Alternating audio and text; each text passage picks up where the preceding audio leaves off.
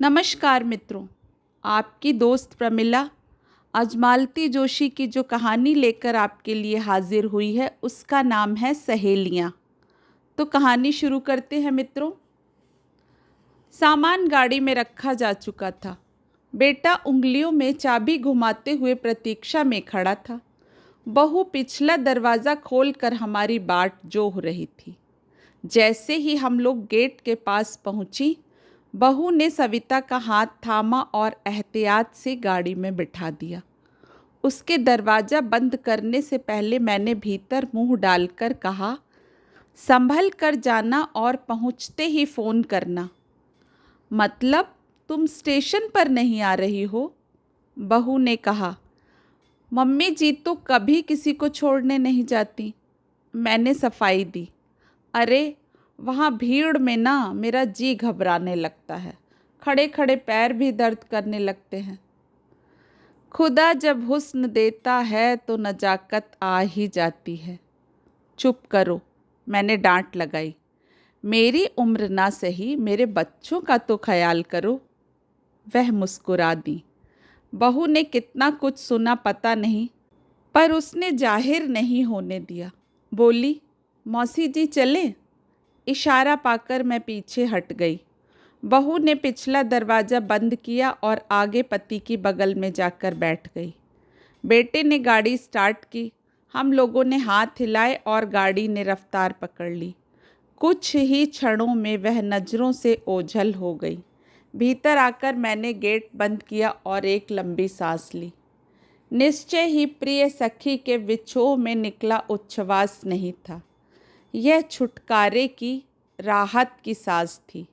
पिछले 8 दिनों से मेरे प्राण अधर में अटके हुए थे। हर दम यह खटका बना रहता था कि अब कुछ हुआ ही समझो। पर ईश्वर की कृपा से सप्ताह राजी खुशी बीत गया। सखी सानंद विदा हो गई। राहत की सांस तो लाजमी थी। सबको आश्चर्य होता है। कभी कभी तो खुद मुझे भी हैरत होती है कि हमारी दोस्ती आखिर इतने दिनों निभ कैसे गई। हम दोनों के स्वभाव में 2 ध्रुवों का अंतर है। परिस्थितियां तो हमेशा भिन्न ही थीं, पर इससे हमारी दोस्ती में कोई ख़ास फर्क नहीं आया। कक्षा 5वीं से लेकर बीए तक हमारी दांत काटी रोटी थी।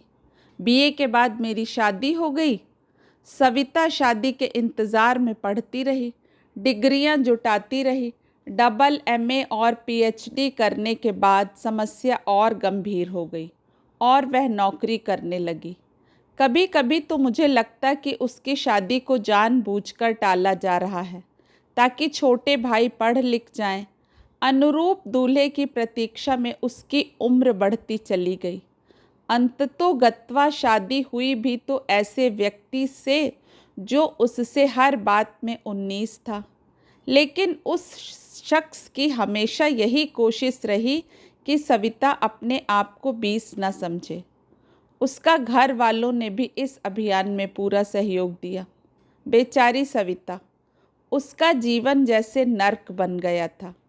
जब भी मिलती यही कहती, इससे तो मैं बिन ब्याही भली थी।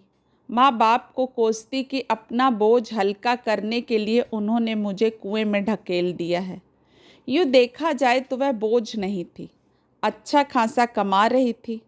पर इसी बात को लेकर नाते रिश्तेदार, अड़ोसी पड़ोसी, माता पिता को कोसते थे, तो उन्होंने जैसा लड़का मिला उसी के साथ उसकी गांठ बांध दी। शादी की फलश्रुति कुछ भी नहीं हुई। निसंतान होने का उसे मलाल भी नहीं था। कहती, ऐसे व्यक्ति की संतान को मैं कभी प्यार नहीं कर सकती। 15 साल तक अनेक मानसिक प्रताड़नाएं झेलने के बाद उसके वैवाहिक जीवन की इतिश्री हुई। उसके पति की मृत्यु के बाद मैं मिलने गई थी। बोली, दूसरों के सामने मुझे नाटक करना पड़ता है, पर तुमसे झूठ नहीं बोलूँगी। इतने सालों से घुट घुट कर जी रही हूँ मैं। अब लगता है कि खुल कर सांस ले सकूँगी। महीना सवा महीना होते ही उसने परिवार वालों को बाहर का रास्ता दिखा दिया। मकान सरकारी था, उसके नाम पर था। घर छोड़ने के अलावा घर वालों के सामने दूसरा रास्ता ही न था। उसके बाद वह फिर से साल में एक आध बार मेरे यहाँ आने लगी। हम लोग खूब मौज मस्ती करते। कहती, तुम्हारे यहाँ आकर मेरी बैटरी चार्ज हो जाती है। पिछले वर्ष जब मुझ पर वज्रपात हुआ तो वह दौड़ी आई थी, मुझे गले लगाकर बोली थी, अनु, ईश्वर के आगे किसी का वश नहीं चलता, पर यह तो सोचो तुम्हारे पास कितनी मधुर यादें हैं। तुम तो उन्हीं के सहारे पूरी जिंदगी काट सकती हो, पर मुझे देखो, मैं तो एकदम कंगाल हूँ, फिर भी जी रही हूँ। सुनकर मेरा मन भर आया था। दुख की भी कितनी जातियाँ होती हैं। खुदा जब हुस्न देता है वाला जुमला देर तक जहन में गूंजता रहा। कई बार समझ में नहीं आता कि वह तारीफ़ कर रही है, मजाक कर रही है या व्यंग कर रही है। तारीफ़ करना तो खैर उसके फितरत में ही नहीं है, व्यंग की संभावना ही ज़्यादा नज़र आती थी। मेरे पास वह अक्सर ठहरती रही है, इसलिए उसकी बातें अब मेरी आदत में शुमार हो चुकी हैं। उसने मुझे कभी क्लीन चिट नहीं दी। मेरी रसोई से लेकर मेरे बगीचे तक सब में वह सैकड़ों खामियां निकालती थी, तरह तरह के सुझाव देती थी। मेरे भृत्यगण भी उसकी आलोचना के शिकार होते थे। उसका स्पष्ट मत था कि मुझे नौकर बरतना नहीं आता। मैंने सबको सिर पर चढ़ा रखा है। मैंने उसका कभी बुरा नहीं माना। मेरे पतिदेव भी उसकी हर बात को बड़े कुलूची लेते। मुझसे कहते, तुम उसकी बातों पर ध्यान मत दो, वह अपना फ्रस्ट्रेशन निकाल रही है। शुद्ध हिंदी में इसे भड़ास कहते हैं। पति समझदार थे, इसलिए हम लोगों की दोस्ती इतने सालों तक बरकरार रही।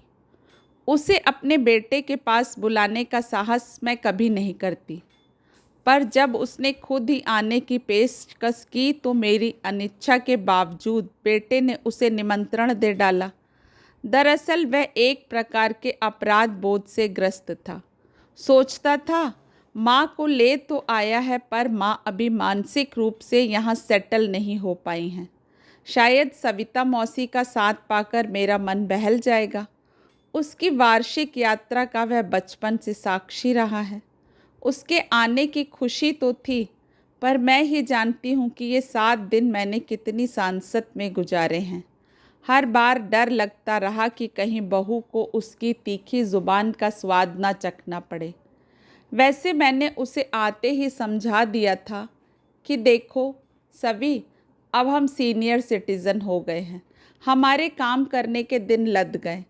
अब तो हमें ठाठ से बैठकर रोटी खानी चाहिए। बहू की रसोई में ताक झांक मैं भी नहीं करती, तुम भी मत करना। अगर कुछ कहना भी है तो मुझसे कहना। मैंने तो कह दिया, पर जो अपनी आदत से लाचार हो वह भला चुप रहता है। उसने दूसरे ही दिन से आलोचना पर्व शुरू कर दिया, पर मेरी एक बात रख ली। जो कुछ कहना चाहा मुझी से। ये तुम्हारी बहू जिम क्यों जाती है? उससे कहो झाड़ू पोछा किया करे, फिट रहेगी। घर में वॉशिंग मशीन है, फिर बाइक किस लिए लगा रखी है? तुम्हारी बहू में जरा भी अक्ल नहीं। बेटी को ड्राइवर के साथ स्कूल भेज देती है। ये तुम्हारे यहाँ दिन में कितनी बार चाय बनती है, और हर बार सारा अमला पीता है। तुम्हारी रसोईदारिन पलेथन का आटा सीधे कनस्तर में पलट देती है। उसे मना क्यों नहीं करती? एक अलग से डिब्बे में रखना चाहिए। अचार की बरनी में चम्मच रोज छूट जाता है, तभी तो अचार खराब होता है। तुम्हारा यह छोकरा कालीन पर से ही झाड़ू मार देता है। उससे कहो कालीन उठाकर झाड़ा करे। तुम्हारे यहाँ क्या रोज पहनने वाले कपड़े भी प्रेस होते हैं? कमाल है। मुझे अक्सर डर लगा रहता कहीं बहू उसकी बातें सुन न ले। एक दिन मैंने कह दिया, सविता, अब मेरी इनिंग समाप्त हो चुकी है, ये बहू की गृहस्थी है, मैं उसके निजाम में दखल नहीं देती। कुछ देर चुप रही, फिर बोली, पप्पू ठीक ही कहता है। पप्पू कौन? तुम्हारा भाई? हाँ, वह कहता है, अच्छा हुआ ईश्वर ने तुम्हें बच्चे नहीं दिए, तुम्हारी बहू से एक दिन नहीं पटती। यह बात मेरे मन में भी कई बार उठी थी, पर इतनी निर्ममता से उसके मुंह पर कहने का साहस मैं नहीं जुटा पाई थी। बल्कि मुझे तो लगता है कि एक आध बच्चा होता तो अच्छा होता, उसके स्वभाव में थोड़ा लोच आ जाता। यूं तो शादी ही मनुष्य को लचीला बना देती है। सविता की शादी इतनी देर से हुई कि उसका अक्खड़पन हठ धर्मिता में बदल गया। निसंतान होने की कुंठा ने उसके मन में कड़वाहट भर दी, जो बात बात में बाहर आ जाती है। उस दिन हम लोग मॉल घूमकर आए थे। घूमने की आदत एकदम छूट गई थी तो पैरों में बहुत दर्द हो रहा था। खाना हम लोग खाकर ही आए थे, इसलिए कपड़े बदलते ही मैं पैरों की मालिश करने बैठ गई। तभी बेटा कमरे में आया।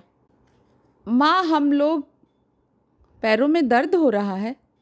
नहीं तो, मैंने बाम की शीशी छुपाते हुए कहा। फिर बाम क्यों लगा रही थी? बड़ी लंबी नाक है तुम्हारी। क्या कहने आए थे वह कहो, मैंने डपट कर कहा।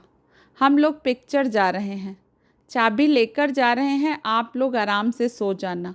और हाँ, सुबह शायद हम लोग जल्दी ना उठ पाएँ, तुम शुभम को 6 बजे जगा देना, उसका टेस्ट है कल। और हाँ, कल ऑर्थोपेडिक्स वाले के यहाँ चलना ही है, तुम्हारी कोई बात नहीं सुनी जाएगी। अब जाओ भी, नहीं तो शो छूट जाएगा। उनके जाते ही सविता ने कहा, अभी तो इतना घूम कर आए हैं, फिर पिक्चर? वे लोग यंग हैं सविता, हमारी तरह बूढ़े नहीं हैं। और ये शुभम कौन है? मेरा पोता। तुम नामकरण पर आई तो थी? हाँ आई थी, पर वह तो कोटा में है ना। हाँ, आईआईटी एंट्रेंस की कोचिंग ले रहा है। तो तुम उसे कैसे जगाओगी? फ़ोन से, और कैसे? बलिहारी है, उसने करम ठोकते हुए कहा। ऐसी अमीरी कभी न देखी न सुनी। मैंने कहा, सविता, अपने को क्या फ़र्क पड़ता है, फ़ोन का बिल उन्हें भरना है। एक बार में नहीं उठेगा तो 4 बार फ़ोन करूँगी, नो प्रॉब्लम। फिर बात का रुख बदलने के लिए मैंने कहा, मैं इतना छुपा कर बाम लगा रही थी, पर देखा राजू ने सूंघ ही लिया। भाग्यवान हो, यहाँ तो मर भी जाएंगे तो किसी को पता नहीं चलेगा। लाश सड़ने लगेगी तब दरवाज़ा तोड़ा जाएगा। और इसके बाद उसने वही घटना सुनाई जो 2 दिन पहले सुना चुकी थी। एक रात बाथरूम से निकली तो अपने ही गीले पैरों से फिसल कर गिर पड़ी थी। 3 घंटे वहीं पड़ी रही थी। फिर हिम्मत करके पड़ोस में फ़ोन किया था। उनके पास घर की डुप्लीकेट चाबी थी। यह अच्छा रहा कि तब तक दरवाज़ा भीतर से बोल्ट नहीं किया था। दूध के लिए थैली, कचरे की बाल्टी वगैरह रखने के बाद ही दरवाज़ा बोल्ट करती थी। यह किस्सा सुनकर बहू ने कहा था, मौसी जी, आप रात के लिए एक आया रख लीजिए। आजकल तो हर शहर में एजेंसी होती है, वे ट्रेंड दाइयाँ सप्लाई करते हैं। उनका रेट जानती हो? सविता ने कहा। 100 रुपया रोज लेती है, इतना किसके पास है? तो एक मोबाइल ले लीजिए, इमरजेंसी में बहुत काम आता है। ये सब अमीरों के चोचले हैं, कहकर सविता ने इस सुझाव को भी खारिज कर दिया। बहू ने लेकिन यह बात ध्यान रख ली। उसने अपनी ओर से एक मोबाइल उसे भेंट किया, ज़रूरी फंक्शन समझा दिए, खास खास नंबर फीड कर दिए और कहा कि अगर कुछ परेशानी हो तो आस पड़ोस के किसी लड़के से मदद ले लीजिएगा। आजकल तो बच्चा बच्चा फ़ोन अपडेट कर लेता है, और बैलेंस ख़त्म होने लगे तो मुझे फ़ोन कर दीजिएगा। इस बार यह किस्सा सुनकर मैंने कहा, तुम एक पेइंग गेस्ट क्यों नहीं रख लेती? आजकल तो लड़कियां बाहर से पढ़ने के लिए, नौकरी के लिए आती ही रहती हैं। उन्हें भी अच्छी फैमिली की तलाश रहती है। आसपास पता लगाओ, कोई भी मिल जाएगी।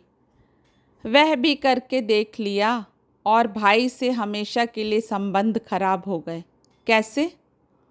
उसकी साली आई थी किसी ट्रेनिंग के लिए। 3 महीने की बात थी। मैंने रख लिया। घर की लड़की थी, पैसे लेने का तो सवाल ही नहीं था। पर सच कहती हूँ, 3 महीने में ही पागल हो गई मैं। क्या? अरे, रात रात भर टीवी देखती थी, सुबह 10 बजे तक सोती थी, बाथरूम में घुस जाती, घंटे भर तक निकलती नहीं थी। इतना पानी बहाती थी कि क्या बताऊं। खुद का बिस्तर भी नहीं लगाती थी। चाय पीकर कप प्लेट वहीं छोड़ देती थी। खाना खाकर थाली सरका देती थी, जैसे मैं कोई नौकरानी हूँ। कई बार ये होता कि मैं खाना लेकर बैठी रहती और महारानी रात 10 बजे आकर कहती कि वे बाहर से खा कर आ गई हैं। एक फ़ोन तक करने की जहमत नहीं उठाती थी वह। जब मैंने उसकी शिकायत करनी चाही तो पता चला मेरे खिलाफ ढेरों शिकायतें पहले से दर्ज हैं। भाई भौजाई दोनों ने कह दिया कि अच्छा हुआ भगवान ने आपको बच्चे नहीं दिए, आप में ज़रा भी सब्र नहीं है। मेरे लिए तो गुनाह बेलज्जत वाली बात हो गई। पैसा तो मिला नहीं, बुराई और गले पड़ गई। मैंने बहुत पहले तुमसे कहा था, एक बच्चा गोद ले लेती तो आज कितना सहारा हो जाता। क्या पता सहारा होता कि मुसीबत होता। अपने आसपास देखती हूँ ना, पेट जाए बच्चों का तो भरोसा नहीं रहा। तुम एक भाग्यशाली अपवाद हो तो बात छोड़ दो, पर जमाने में यही हो रहा है। बच्चे सगे माँ बाप को नहीं पूछते, वो किराए की संतान मुझे क्या सहारा देती। वैसे भी जब बच्चे पालने की उम्र थी तब सास ने बच्चा बाहर से लाने नहीं दिया। बोली घर में इतने बच्चे तो हैं, इन्हीं में से एक ले लो। तो ले लेती ना। किसे लेती? एक का बच्चा लेती तो 4 के मुंह फूल जाते। सबके सब तो घात लगाए बैठे थे, जैसे कोई हमारे पास करोड़ों की जायदाद हो। उसकी बात सुनकर मैं सोच में पड़ गई। मेरे पास कोई जवाब ही नहीं था। मुझे यूं विचार मग्न देखकर वह हंस पड़ी। मेरी फिक्र मत करो यार, अपने राम तो अकेले ही अच्छे हैं, नो प्रॉब्लम। बच्चे जब स्टेशन से लौटे तो मैं सोफे पर ही ध्यान मग्न बैठी मिली। अरे माँ, आप यहाँ क्यों बैठी हो? आज टीवी भी नहीं लगाया। मन ही नहीं हुआ। अच्छा, उसे ठीक से बिठा दिया ना, जगह अच्छे से मिल गई थी ना। कैसी बात करती हो माँ, रिजर्वेशन था तो जगह मिलनी ही थी। यह तो मैं भी जानती हूँ, पर एक आदत है ना टेंशन लेने की। बेटा तो कपड़े बदलने चला गया। बहू मेरे पास आकर बैठ गई। बोली, मौसी जी बहुत सेंटी हो रही थी। मतलब?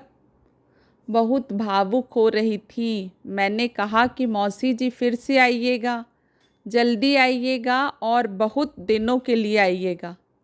तो बोली, ज़रूर आऊँगी बेटा, इतने प्यार से मुझे बुलाने वाले लोग ही कितने हैं।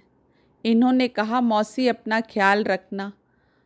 तो बोली, बेटा मैं तो बड़ी सख्त जान हूँ, आंधी पानी धूल धक्कड़ सब सह जाती हूँ, पर तुम अपनी माँ का ख्याल रखना। तुम्हारे पिता ने उसे फूल की तरह सहेजा, उसे जरा भी कष्ट मत होने देना। सुनकर मन कैसा तो हो आया। मैंने कहा, शुचिता तुम हमेशा कहती हो ना कि इतने विपरीत स्वभाव के बावजूद आपकी दोस्ती कैसे है, तो ये तुम्हारे प्रश्न का उत्तर है। तुमने नारियल देखा है ना, उसके कठोर कवच को, भीतर कितनी मिठास निकलती है।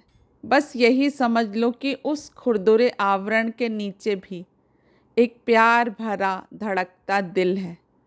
प्यार की भी कई जातियाँ होती हैं।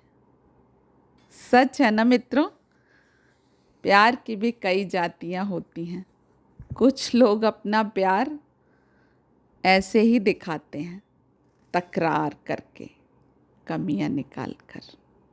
मित्रों, आशा करती हूँ कहानी आपको पसंद आई होगी। नमस्कार।